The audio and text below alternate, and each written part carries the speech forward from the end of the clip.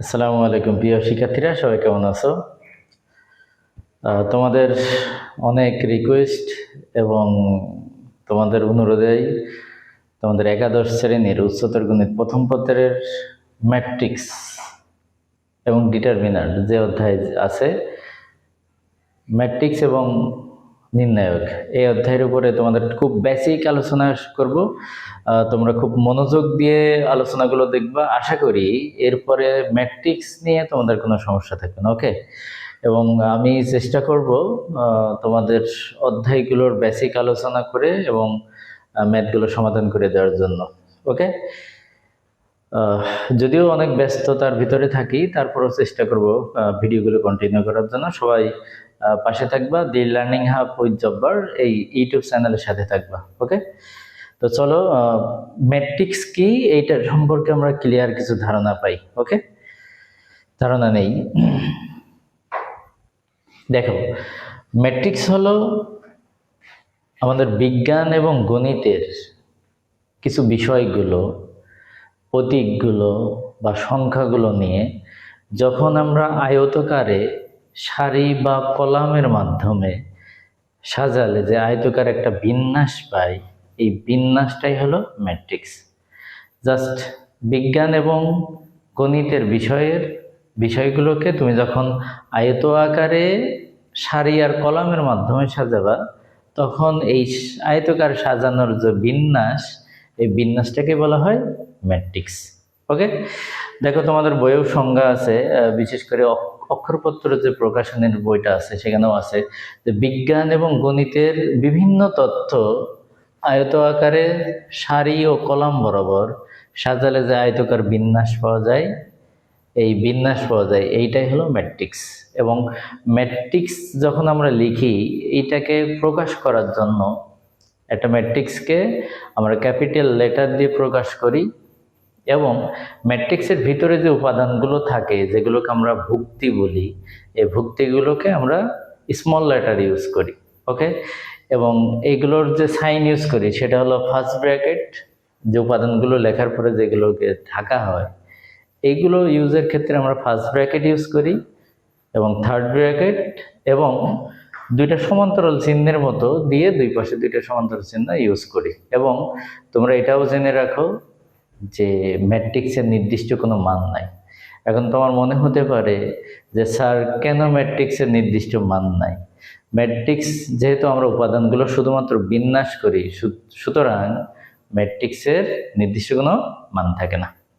ওকে, এবং দেখো এখানে এক্সাম্পল হিসেবে একটা ম্যাট্রিক্স লেখা আছে, আমরা ডিনোট করেছি বড় হাতের অক্ষর দ্বারা, ক্যাপিটাল লেটার দ্বারা এ, এবং দেখো আমরা থার্ড ব্র্যাকেট ইউজ করেছি, এবং থার্ড ব্র্যাকেটের ভিতরে দেখো আমরা ম্যাট্রিক্সের ভুক্তিগুলো হিসাবে 1 2 3 4 5 6। ওকে, এখানে আমার এই 1 2 3 4 5 6 এগুলো হলো এক একটা ভুক্তি, এগুলোকে বলা হয় ভুক্তি। এবং আমরা ক্যাপিটাল লেটার দ্বারা প্রকাশ করেছি, প্রত্যেকটাকে আমরা বলবো হলো ভুক্তি, এগুলোকে বলা হয় ভুক্তি।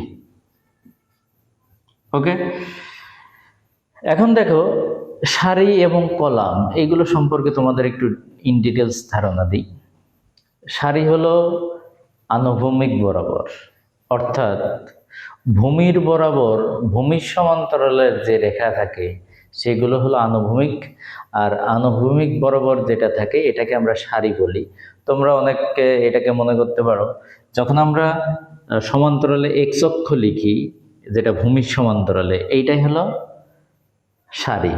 আর ভূমির উপরে যেটা লম্ব হয়, ভূমির উপরে যেটা লম্ব হয় যেটা ওয়াই অক্ষ। ওকে, তাহলে ভূমি সমান্তরাল হলে এটাকে বলা হবে আনুভূমিক। ওকে, আর আনুভূমিক যেটা রেখাটা হয় এইটাকে আমরা বলি সারি। আর ভূমির উপরে যেটা লম্ব হয়, ভূমির উপরে যেটা লম্ব হয় যেটা উলম্ব বরাবর, আমরা বলি উলম্ব, এই উলম্ব বরাবর রেখাটাকে বলা হয় কলাম। সুতরাং এখানে যে ম্যাট্রিক্সটা আছে, দেখো এই ভূমির সমান্তরালে যেগুলো আছে এইগুলোকে বলা হবে সারি, এটাও সারি। ওকে, এবং এই ভূমির উপরে লম্ব বরাবর যেগুলো উলম্ব, এইগুলোকে বলা হবে কলাম। তাহলে এখানে এই তিনটা হলো কলাম। ওকে, নিশ্চয়ই তোমরা বুঝতে পেরেছো। তাহলে ভূমির সমান্তরালে বা আনুভূমিক বরাবর যেটা হবে এটা সারি, আর ভূমির উপরে লম্ব, উলম্ব বরাবর, ভূমির উপরে লম্ব, লম্ব অথবা উলম্ব বলা যায়।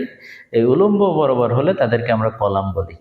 তুমি যদি এটাকে সহজে মনে রাখতে চাও তাহলে একটা প্রবাদের মতো আছে যেটাকে দিয়ে তুমি মনে রাখতে পারো। তুমি মনে রাখবা সারি পাড়া পাড়া, ঠিক আছে, এবং কলাম খাড়া খাড়া। সারি পাড়া পাড়া, কলাম খাড়া খাড়া। তার মানে আমরা যখন মেঝেতে বা ফ্লোরে কিছু বিছিয়ে দিই এটা পাড়া বলে, আর কলামগুলো খাড়া খাড়া মানে উলম্ব দিকে হবে। ওকে, তুমি এভাবে চাইলে মনে রাখতে পারো। আর একটা এক্সাম্পল আমরা দেখি, এখানে এটা মুছে দেই।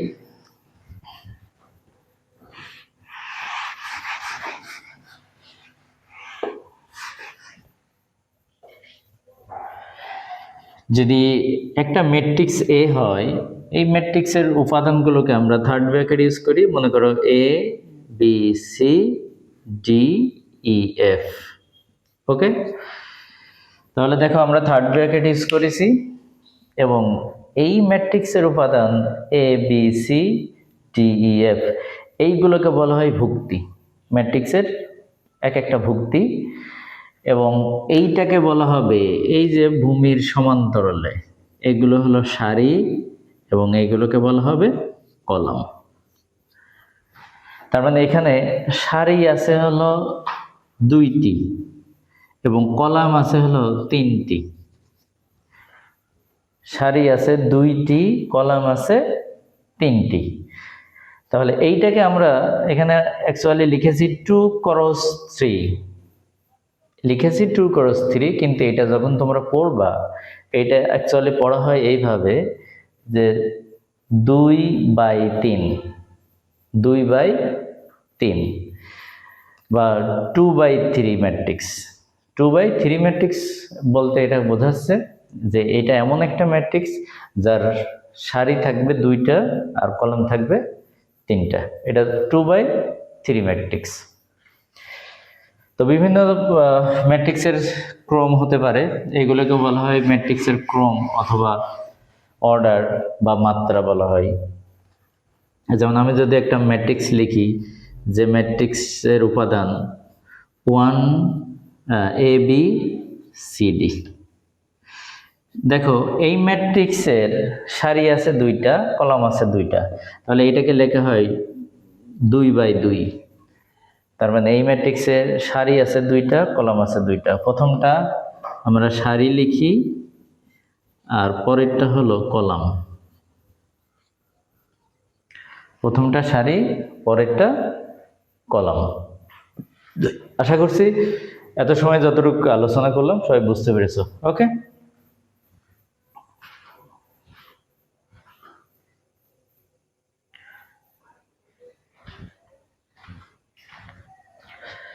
তাহলে দেখো ম্যাট্রিক্সের সারি ও কলাম, ম্যাট্রিক্সের সারি ও কলাম আমরা বললাম যে এই ম্যাট্রিক্স, এই একটা ম্যাট্রিক্স, তাহলে এর এইটা হলো সারি, এইটাও সারি, তার মানে 2টা সারি এবং 3টি কলাম আছে। তাহলে এইটাকে আমরা বলতে পারি যে প্রথম কলাম, প্রথম কলাম। এইটা হলো দ্বিতীয় কলাম, এইটা হলো তৃতীয় কলাম। তাহলে এইটাকে বলা যাবে প্রথম সারি,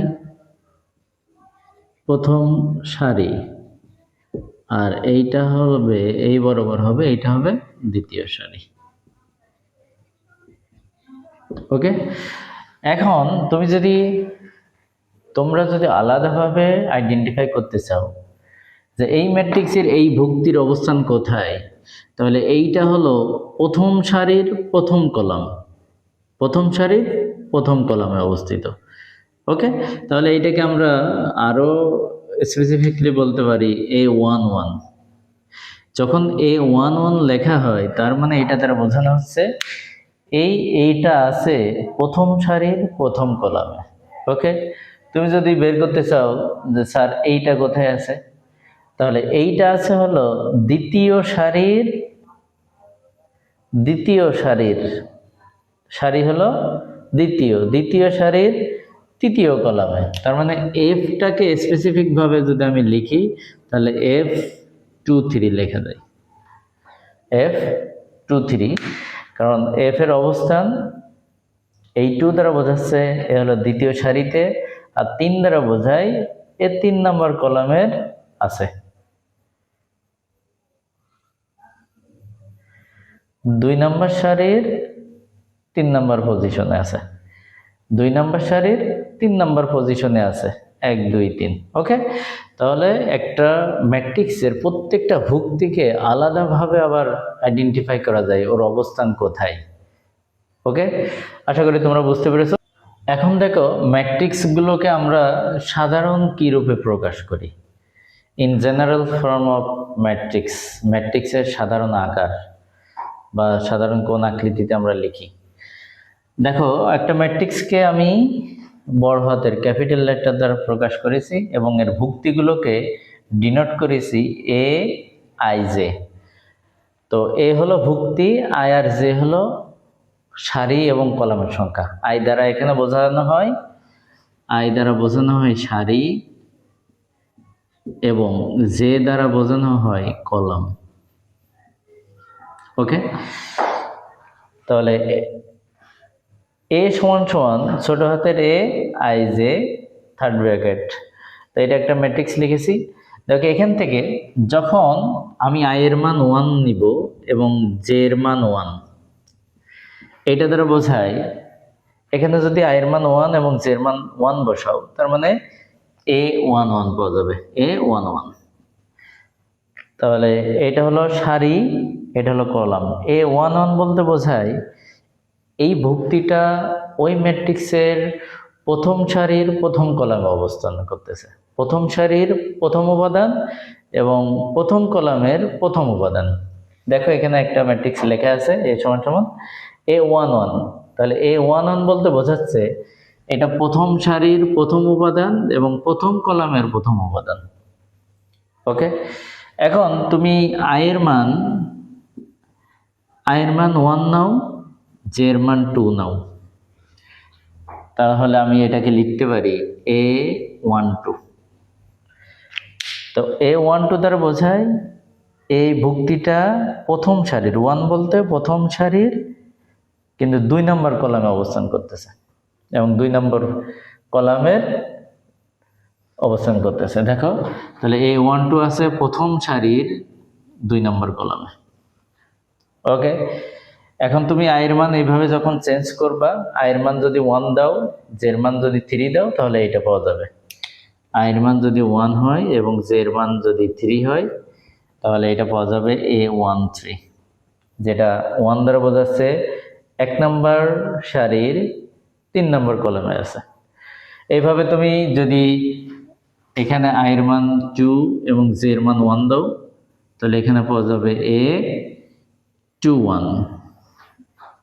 এটা দ্বারা বোঝায় এই ভুক্তিটা ওই ম্যাট্রিক্সের 2 নম্বর সারিতে 1 নম্বর কলামে আছে। দেখো এটা 2 নম্বর সারির 1 নম্বর কলামে আছে। সুতরাং আই আর জে এর মান পরিবর্তন হলে, আই এবং জে এর মান পরিবর্তন হলে ভুক্তির নির্দিষ্ট অবস্থান সম্পর্কে জানা যাবে।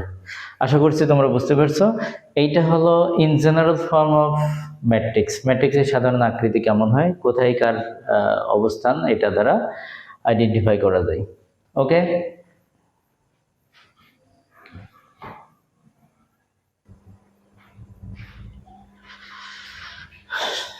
তো দেখো তোমরা যদি আয়ের মানগুলো তুমি চেঞ্জ করো, আয়ের মান যদি 3 এবং জে এর মান যদি 1 হয়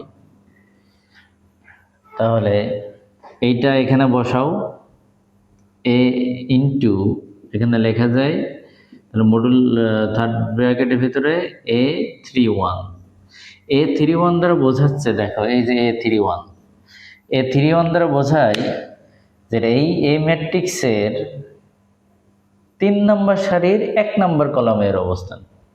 তো এইটাই হলো 3 নম্বর সারি এবং 1 নম্বর কলামে তার অবস্থান।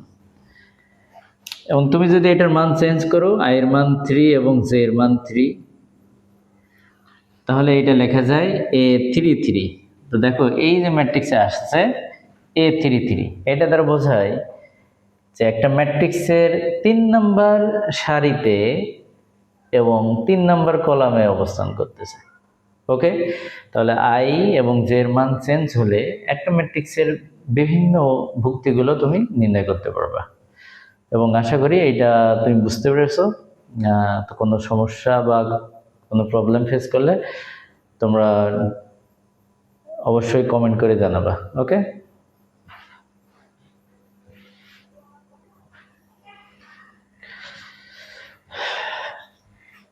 দেখো আমরা এখন দেখব ম্যাট্রিক্সের প্রকারভেদ।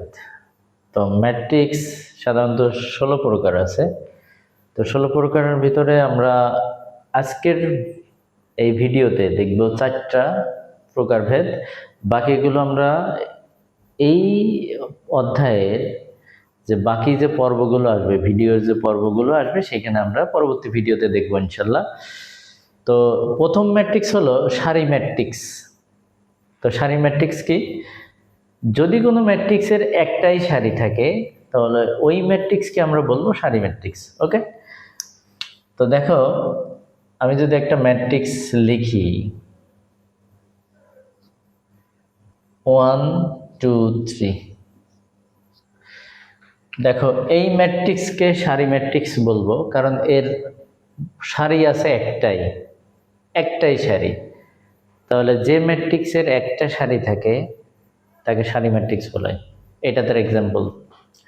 ওকে, 2 নম্বরটা বলা হচ্ছে যে কলাম ম্যাট্রিক্স। কলাম ম্যাট্রিক্স কি? তো যে ম্যাট্রিক্সের একটি মাত্র কলাম থাকবে, যে ম্যাট্রিক্সের একটি মাত্র কলাম থাকবে, তাহলে ওই ম্যাট্রিক্সকে বলা হবে কলাম ম্যাট্রিক্স। যদি আমি এটাকে লিখি 1 2 3, ওকে, দেখো তাহলে এই ম্যাট্রিক্সের একটাই কলাম আছে। ওকে, তাহলে যে ম্যাট্রিক্সের একটি কলাম থাকে ওই ম্যাট্রিক্সকে কলাম ম্যাট্রিক্স বলা হবে। এটা তার এক্সাম্পল। তুমি আরো লিখতে পারো X Y Z, third bracket পূর্ণ করে দাও, এটা একটা কলাম ম্যাট্রিক্স। অথবা লিখতে পারো পি কিউ জেড, এটা একটা কলাম ম্যাট্রিক্স। তাহলে যে ম্যাট্রিক্সের একটি মাত্র কলাম থাকবে তাহলে ওই ম্যাট্রিক্সকে আমরা কলাম ম্যাট্রিক্স বলবো। এরপরে দেখব আমরা বর্গ ম্যাট্রিক্স।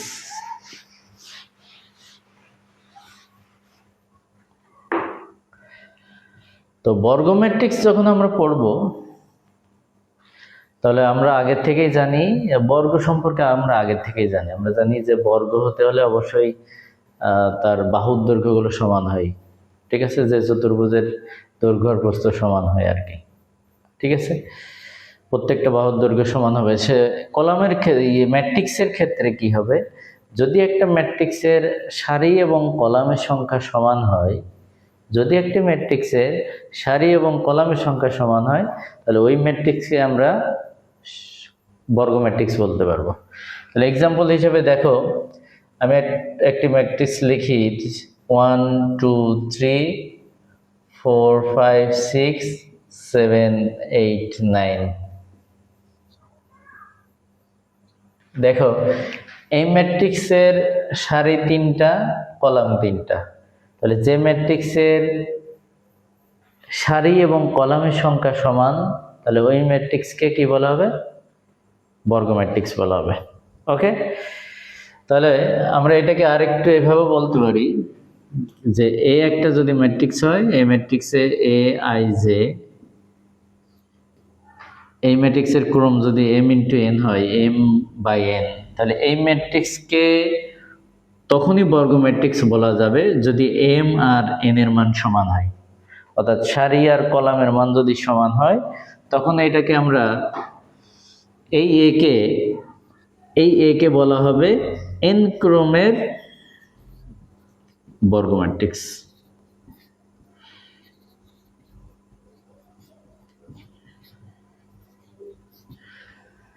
তাহলে যদি এটা একটা ম্যাট্রিক্স হয়, এর ক্রম যদি এম বাই এন হয়, তখন এইটাকে বর্গ বলতে হলে অবশ্যই সারি এবং কলাম সমান হতে হবে, অর্থাৎ এম আর এন যদি সমান হয় তখনই এই ম্যাট্রিক্সকে আমরা এই এ কে এন ক্রমের একটা বর্গ ম্যাট্রিক্স বলতে পারবো। ওকে, আশা করছি সবাই বুঝতে পেরেছো কি। তো এই তিনটা ম্যাট্রিক্স নিয়ে আমরা আলোচনা শেষ করলাম। বাকি যে প্রকারভেদগুলো আছে এগুলো নিয়ে আগামী ভিডিওতে দেখা হবে। তত সময় দি লার্নিং হাব উইথ জব্বার এই ইউটিউব চ্যানেলের সাথে থাকো। আশা করি তোমরা খুব ইজিলি বেসিক ক্লিয়ার সব ম্যাথগুলো শিখতে পারবা, এবং ম্যাথমেটিক্স তোমার কাছে তখনই সহজ লাগবে যখন তুমি এর বেসিকটা বুঝতে পারবা এবং অঙ্কগুলোকে যখন তুমি উপলব্ধি করতে পারবা, এবং এইটার প্রতি যখন তুমি ফিল করতে পারবা, ম্যাথ নিয়ে যখন তোমার ফিল আসবে, ফিলিংস অনুভব করবা, তখনই তোমার কাছে ম্যাথ ইজি। আদারওয়াইজ ম্যাথ কঠিন লাগবে। সুতরাং ভেঙে ভেঙে খুব বেসিক সহকারে পড়তে হলে দি লার্নিং হাব উইথ জব্বার এই ইউটিউব চ্যানেলের সাথে থাকো। পরবর্তী ভিডিওতে দেখা হবে ইনশাল্লাহ। আসসালামু আলাইকুম।